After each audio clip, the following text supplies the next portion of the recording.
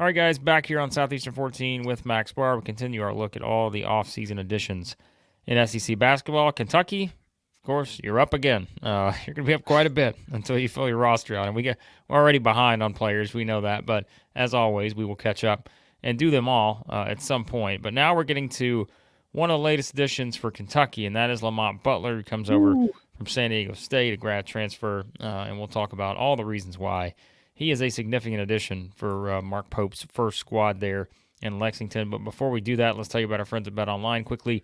Your number one source for all your summer sports this season, MLB, golf. They have NBA and NHL playoff stats, plus all the latest stats, news, and scores available to follow your favorite teams. Get the latest odds and lines, including team matchups, player props, and odds on just about every sport out there. You can do that by heading over to their website or mobile device to get on the action. BetOnline, where the game starts. All right, Max, Lamont Butler comes over, as I said, from San Diego State. Someone who is kind of a rarity in college basketball. He was at San Diego State his entire career to this point. Not often we see that these days, but did play 4 seasons at San Diego State, last 3 seasons especially. A very, key contributor on those teams, averaged about 25 or more minutes per game the past 3 years, 28 per game. Last year started every single game for them. Last season started 38 of 39 games that, of course, sent them to the national championship game the prior season. And so, you look at this guy, and the first thing, and I know we're going to go through the stats and all that, no, he's not someone who's averaged 15 points a game and all that every other year. Those kind of scoring numbers aren't going to just completely jump out at you, but it's where he plays and how he can play, I think, is kind of what is very most intriguing here. And something else I think that's worth keeping in mind, he's played for a team that has won a lot of games while he's been there, and he has been a big part of that. Keep in mind, as we said, of course, they went to the national championship game 2 years ago, but here are the 4-year win totals, since he's been there as a player. 23, 23, 32, 26. So, this is a guy who's just, kind of a winner, who's played on a lot of winning teams, and it's a nice place to start if you're Mark Pope trying to turn Kentucky back into a team that can make a run to a Final Four. Yeah, before we dive in, I want to touch on that also. Brian Dutcher is one of the most beloved coached by his players there is. They love him. If you have free time, look up Matt Bradley post-game press conference. Just look it up. It'll come up right away. It's like a 1-minute video of last year after the national championship game loss. Matt Bradley, the senior guard leader of that team, just tears, just bawling in the post-game press conference talking about Coach Dutch. So right away, you're getting a very well-coached, well-disciplined guy in Lamont Butler. Diving in a little bit, this guy has been Mountain West all-defense team, I don't even know how long, 3 straight years. All right, come on. He was Defensive Player of the Year this year, adds on to Amari Williams, who already have a Defensive Player of the Year. So I tweeted it out. It was so funny. It was like the team's got 4 players right now. This was before some later commitments that we'll get to, but they had 4 players. 2 of them were freshmen, and then 2 of them were graduates with Defensive Player of the Year honors. That's just we're talking about Kentucky here? Yep. Yeah. Yep. It's a new era. You guys all know he hit that shot to beat FAU in the Final Four. The shot heard around the world last year. That was the first made field goal in a Final Four game that was a game winner for the trailing team. Final Four history. You could argue, does Lamont Butler have one of the clutchest shots in Final Four history?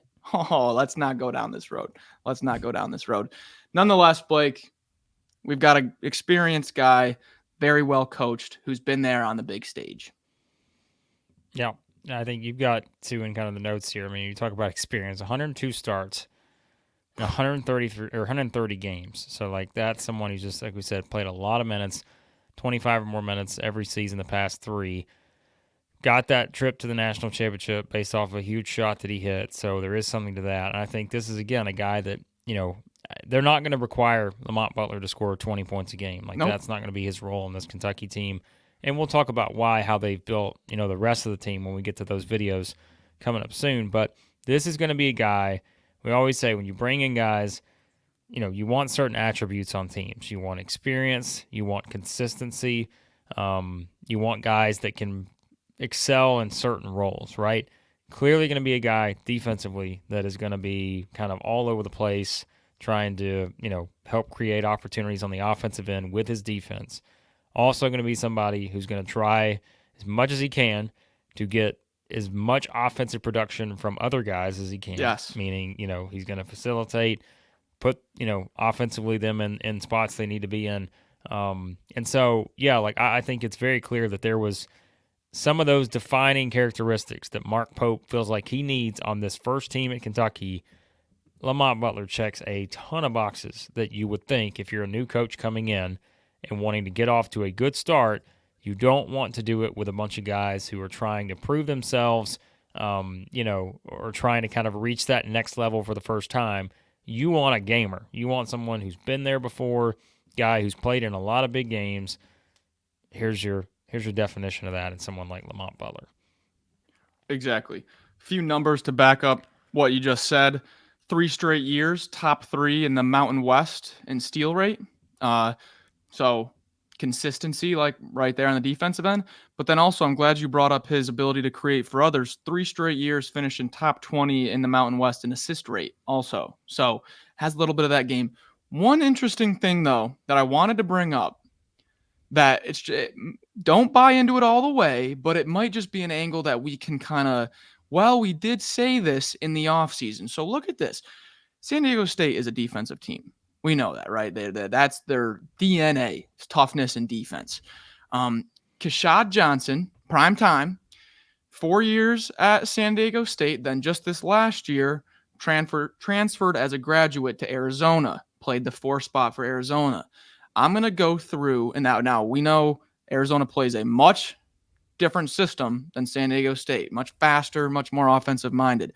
Here's Keshad Johnson's 3-point numbers for his career. All right, I'll go through the 4 years at San Diego State, then Arizona. 4 of 17, 23%. Then 7 of 19, 36%. 7 threes, though. Then 6 of 33, 18%. The championship run with San Diego State, 11 of 42, 26%. Okay, so 11 threes was his career high at San Diego State. Then goes to Arizona last year, 36 of 93, 38%, was the 10th best three-point shooter in the Pac-12. So Lamont Butler, when you watch the games, he's a capable shooter. Looks good. The numbers just aren't all there. Maybe do we see Lamont Butler in a different offensive system, a lot more perimeter oriented? Do we see Lamont Butler's numbers go up? I think we probably do. Yeah, good point. They're going to play a different style than you play at San Diego State. There's no question about that, because we know we've talked about before kind of what Mark Pope wants to do from his philosophical standpoint of his teams and his better teams and how they played. Yeah, it will be different than that. And so here's something else. We didn't have it in our notes, but I had to do this on the fly because I'm thinking you can't be serious here. But it's true. What do you got? Do you know how many tournament games Lamont Butler has played in 4 seasons? Meaning Mountain West plus NCAA. It's got to be up there. Incredible. 23. He's played 23 games. Now, keep in mind, his first season didn't play a ton, but really the past 3 seasons, a lot of minutes in 23 tournament games. You know how many of those games that San Diego State won? So he's been part of and played a role in tournament games that they've won out of 23, 17. Oh, my gosh. Again, if you want to talk about getting someone that fits what Kentucky fans want more than anything, tournament success, I know it's different, but at the same time, it's like, it's not that different in this era where it's going from a team like San Diego State, a perennial top 25 team, got to the national championship game 2 years ago, and now you're coming to Kentucky with all that tournament experience. Think about what we said about Kentucky. And I'm not going to mention the nemesis's name here, but think about what we said in that game. We're like, man, if they just had someone else that had been there before. Well, this guy's been there not just before, but he's been there before that. Like, he's been there all the time. So, like, that is incredible. And I think clearly, again, that had to be one of the reasons why he was a priority pickup. And remember, too, I think you pointed out on the notes here, like, this guy entered the portal, and we know things, we know how this works. But yeah. right. I mean, it's not that far after where he's like, I'm headed to Kentucky. Yeah. Like, send me to Lexington. Like, he knew. So, Yeah, as we wrap up here, I'll give the quote from it was Ryan Silver, Butler's AAU coach, was kind of, I don't know, acting as his agent or whatnot. That's where we were getting our information from. So enters the portal on the 24th and commits on the 26th. He was in the portal for one day.